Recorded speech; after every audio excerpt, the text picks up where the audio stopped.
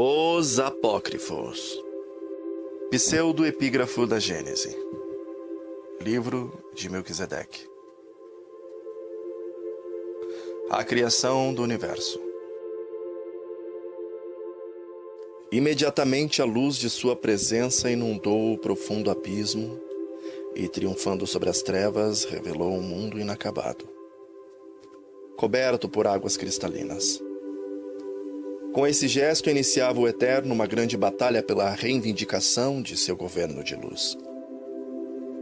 Batalha do amor contra o egoísmo, da justiça contra a injustiça, da humildade contra o orgulho, da liberdade contra a escravidão, da vida contra a morte.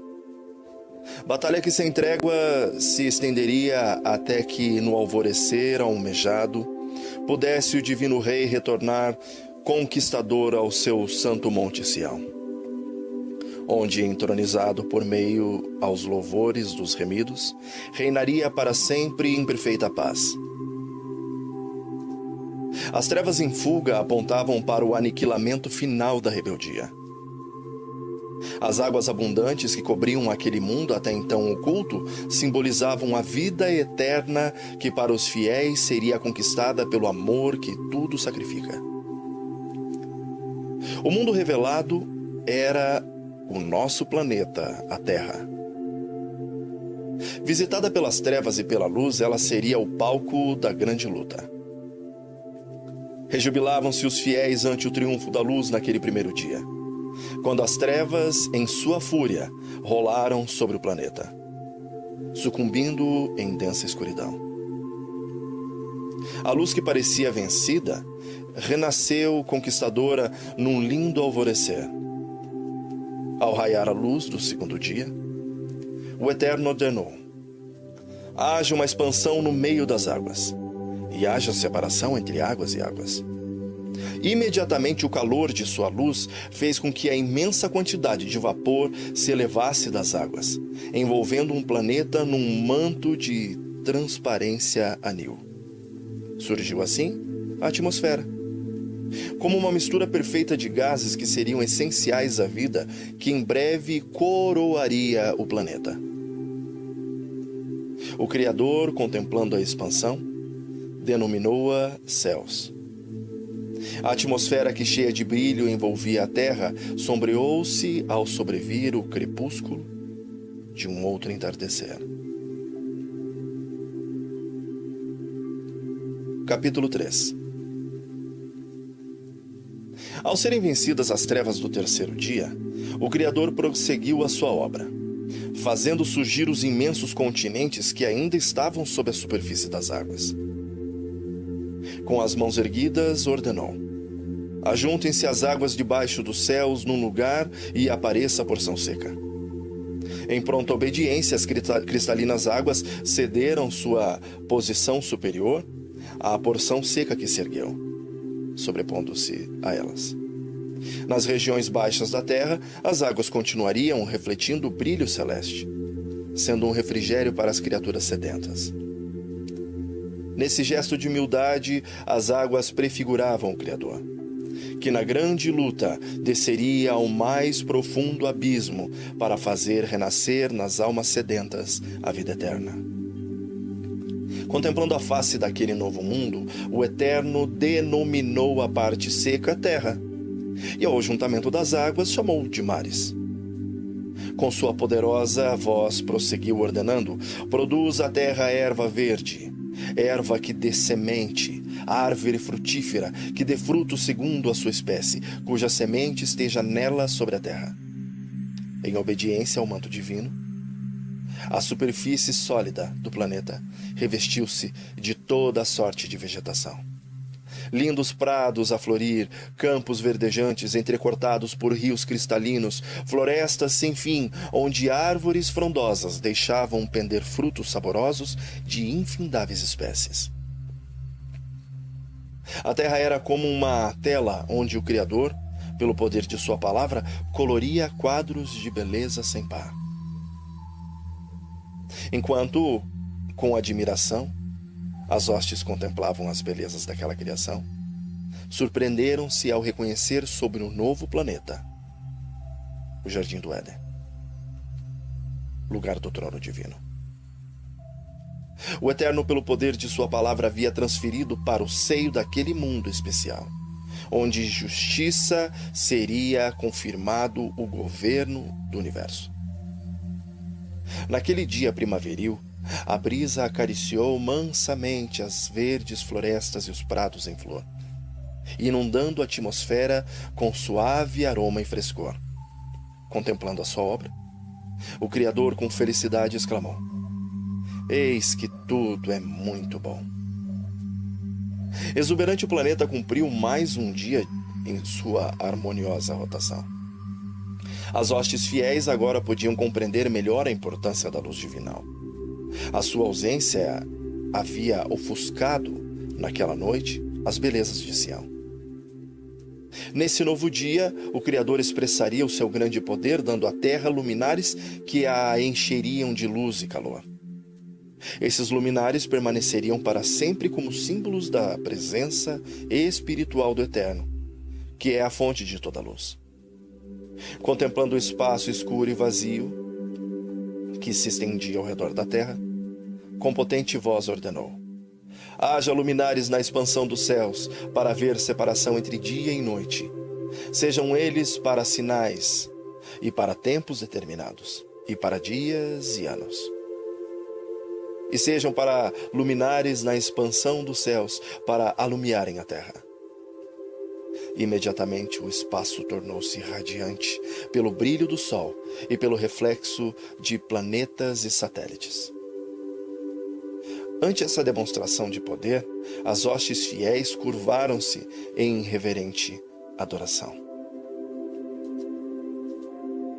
No quarto dia, o Eterno criou os mundos de nosso sistema, não para serem habitados como a Terra, mas para o equilíbrio do sistema. Encheriam também um céu de fulgor, abrandando as trevas das noites terrenas. Volvendo os olhos para a terra, as hostes alegraram-se por vê-la radiante em cores. Bem próximo dela podia-se ver a lua, que, com um reflexo prateado, afugentaria as profundezas ou as profundas sombras noturnas. Envolvidos por esse cenário encantador, os filhos da luz, rejubilantes, saudaram o alvorecer do quinto dia, que seria de muitas surpresas. O Eterno tornaria a terra festiva pela presença de infindáveis espécies de animais irracionais que habitariam toda a superfície do planeta. Essa criação teria continuidade no sexto dia. Erguendo as poderosas mãos, o Criador, olhando primeiramente para as cristalinas águas, ordenou: "Produzam as águas abundantemente répteis de alma vivente." De imediato, as águas tornaram-se ondulantes pela presença de incontáveis espécies de répteis que, felizes e gratos, festejavam a existência num contínuo nadar e saltitar. Desde os seres microscópicos até as grandes baleias, todos surgiram em completa harmonia, refletindo sua natureza, o amor do Criador. Pousando os olhos sobre a atmosfera anil que repousava sobre as verdejantes florestas, o Eterno continuou: "Voem as aves sobre a face da expansão dos céus." Mediante sua ordem, os céus se encheram de pássaros coloridos que, voando em todas as direções, tinham no coração um cântico de gratidão pela vida. Esse cântico encheu o ar, misturando-se com o perfume das matas floridas. Contemplando com prazer as suas criaturas terrenas, o Eterno abençoou-as, dizendo: "Frutificai e multiplicai-vos e enchei as águas nos mares, e as aves se multipliquem na terra." Rejubilante, as hostes fiéis presenciaram o alvorecer do sexto dia. O que criaria o Eterno nesse novo dia? Essa indagação pairava na mente de todos os seres racionais. Estavam certos de que algo muito especial estava para acontecer. Erguendo os potentes braços, o Eterno ordenou: "Produza a terra a alma vivente conforme a sua espécie, gados, répteis e bestas feras da terra conforme a sua espécie. Sua voz foi prontamente ouvida e nas florestas e campos pôde-se ver o resultado de seu poder criador.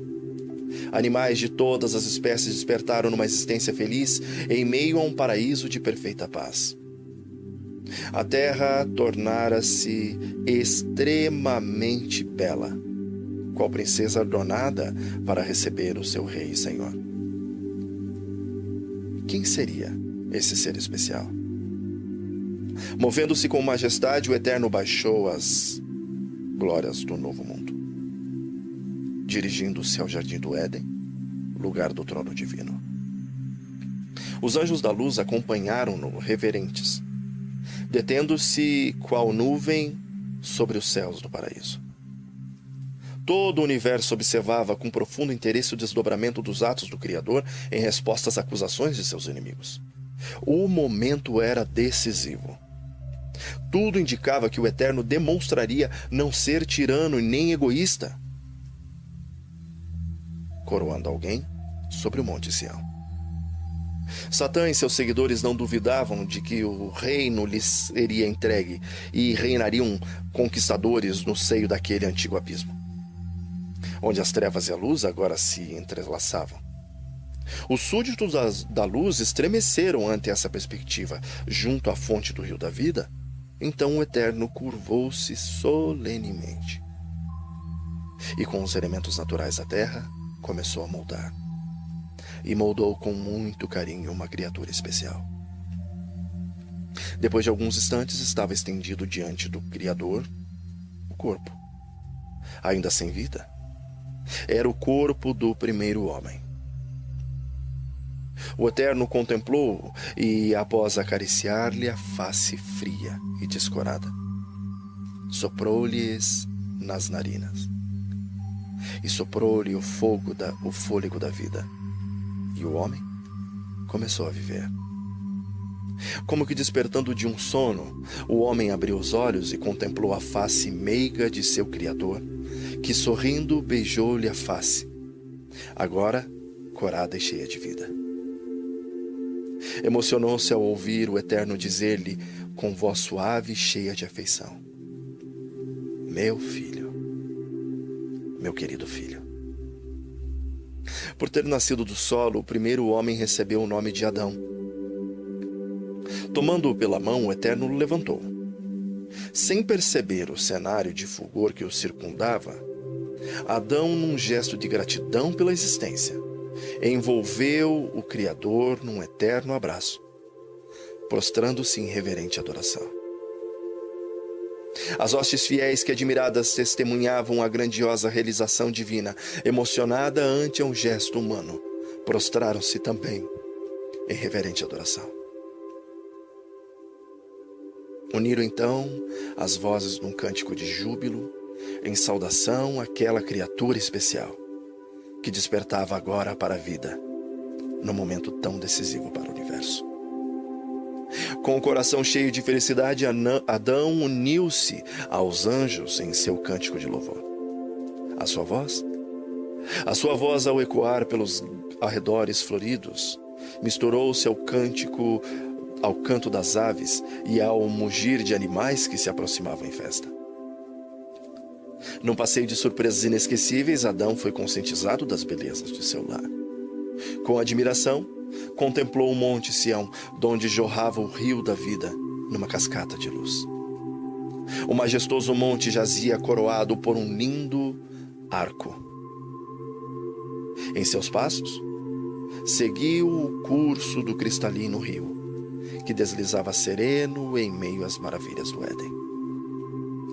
Admirava-se das altaneiras árvores que, embaladas pela brisa, deixavam prender os ramos, abundantes flores e frutos. Inclinava-se ali e acolá, atraído pelo fulgor das pedras preciosas que por todas as partes enfeitavam o gramado. Com intensa alegria, Adão tomava conhecimento das infindáveis espécies de animais que povoavam o jardim. Todos eram mansos e submissos, e viviam em perfeita harmonia e felicidade. Detendo-se em seus passos, Adão admirou-se da alvura e meiguice de um animalzinho que brincava no gramado. Aproximando-se, tomou-o em seus braços, dedicando-lhe um afeto especial. Como era agradável acariciar a sua alva lã. Seus olhinhos meigos refletiam um brilho de amor e humildade. Havia algo especial naquele animalzinho. Afetuosamente Adão chamou-o de Cordeiro. Com o animalzinho em seus braços, Adão olhou agradecido para o Eterno e o adorou. Contemplando as suas alvas vestes, seus olhos expressivos de um amor sem par, Adão descobriu que tinha nos braços um símbolo de seu autor. Feliz exclamou: ó Senhor, este cordeirinho revestido de tão branca lã, com um olhar expressivo de tanto amor, se parece contigo. E eu quero tê-lo sempre junto a mim. Observando os animais, Adão percebeu que eles desfrutavam de um companheiríssimo especial. Via por toda parte casais felizes que viviam um para o outro. Seus pensamentos voltaram-se para o seu companheiro. Olhou ao redor e ficou surpreso por não vê-lo. O Eterno se havia ocultado propositalmente, tornando-se invisível. Adão sentia-se solitário em meio àquele paraíso. Com quem partilharia sua felicidade e seu amor?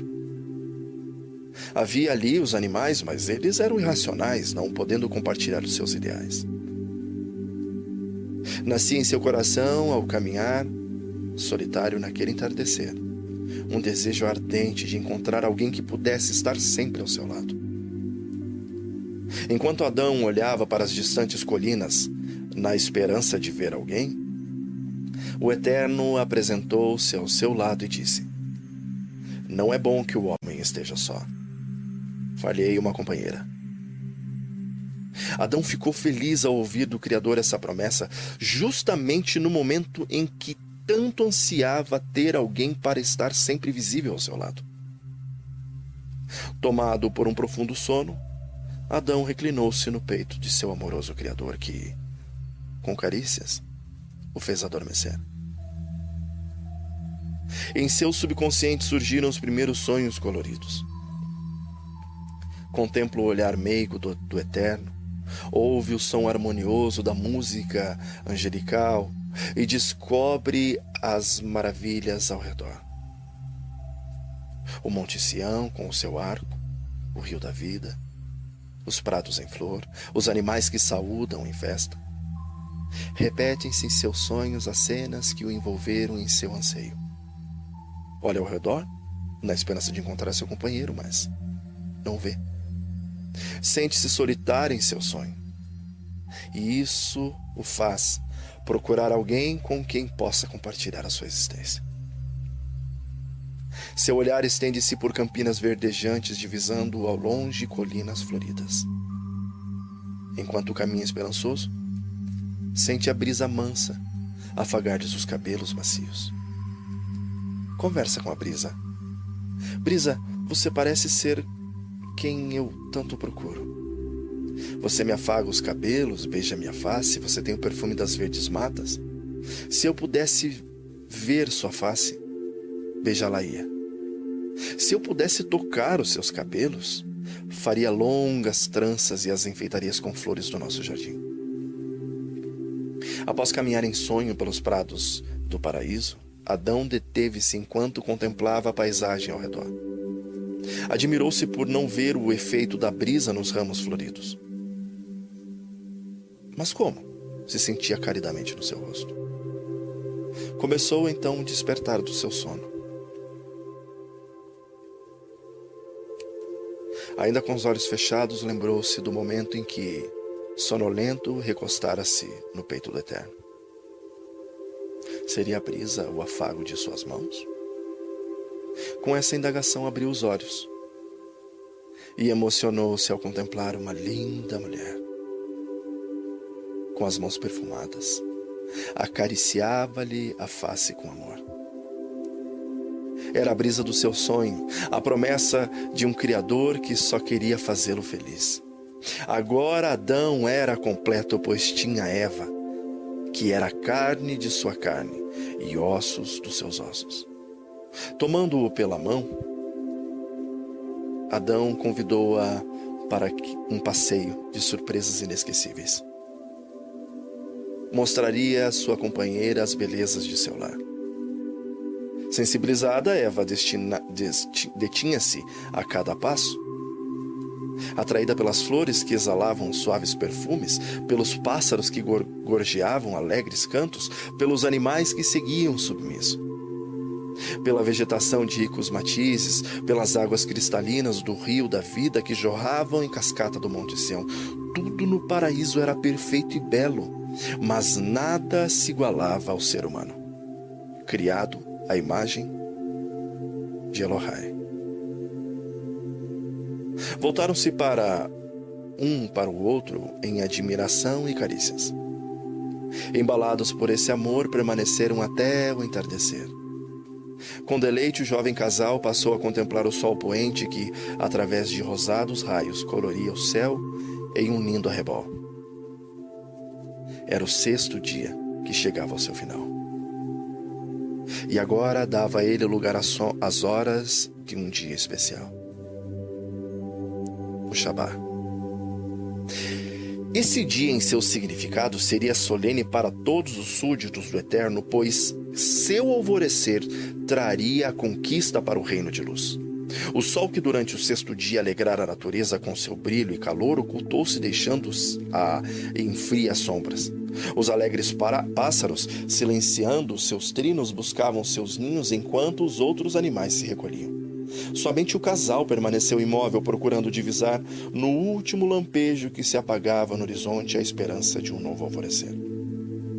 Indagavam o sentido das trevas quando, por entre ramagens, viram um lindo luar, cujos raios prateados banhavam a natureza em suave luminosidade.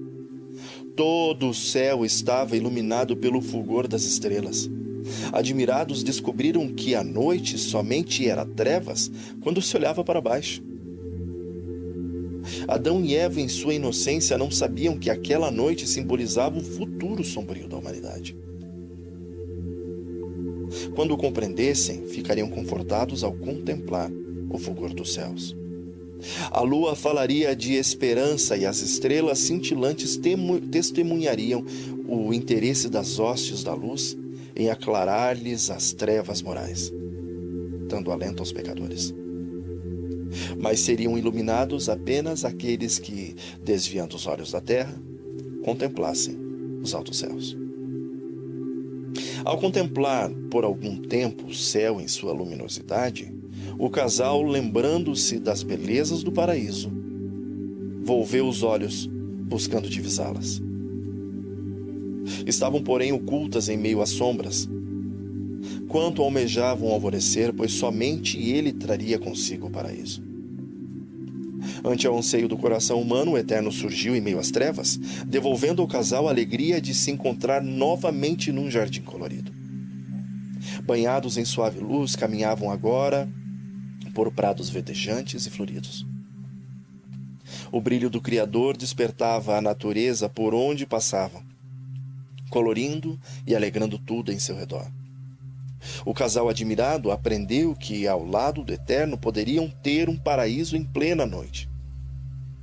Sentindo-se sonolentos, Adão e Eva recostaram-se no colo do amoroso Pai, que os faz adormecer docemente, esperançosos de um despertar feliz. Deitando-os sobre a relva macia, o Eterno elevou-se, indo para junto das hostes contemplativas.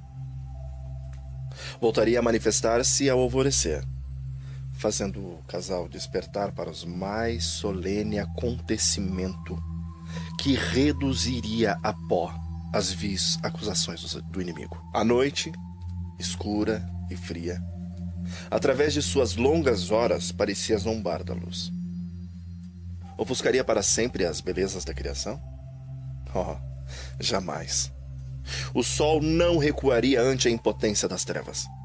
Surgiria em breve como libertador, arrebatando com os seus cálidos raios a natureza das frias garras, dando-lhe a vida e cor.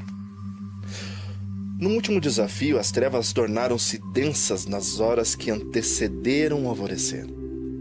A noite arregimentava suas forças para lutar pelo domínio usurpado. Finalmente surgiu no leste um lampejo que parecia falar de esperança de um novo dia. O céu aos poucos tornando-se colorido de um vermelho vivo. E as trevas, impotentes então, recuaram ante a força crescente da luz e foram consumidas em sua fuga. A natureza começou a despertar da longa noite, refletindo em seu seio saudosos raios. Flores abriram-se exalando perfumes de alegria. Animais e aves, silenciados pela noite, uniram as vozes num cântico triunfal em saudação ao alvorecer daquele dia grandioso. A negra noite chegara ao seu fim, dando lugar à luz do dia sonhado. Dia que para Elohim tinha sido muito especial. Tinha sentido especial, pois prefigurava a final conquista de seu reino sobre o domínio da rebeldia. O Eterno agora despertaria seus filhos humanos que, banhados pela luz de sua presença, haviam adormecido na esperança de um alvorecer feliz. Numa marcha festiva, todas as hostes santas com cânticos de conquista acompanharam-no, rumo ao paraíso, banhado em luz. Quando já estavam próximos, o Criador deteve-se contemplando o casal adormecido e exclamou suavemente: "Acordem, meus filhos." Sua voz penetrou nos ouvidos de Adão e Eva, despertando-os para a mais feliz comunhão. Com depressa raiara a acalentada manhã, trazendo em sua luz o doce paraíso, perdido naquela noite. Com alegria, o casal saudou o divino Criador, unindo-se aos Melahims em antífonas triunfais.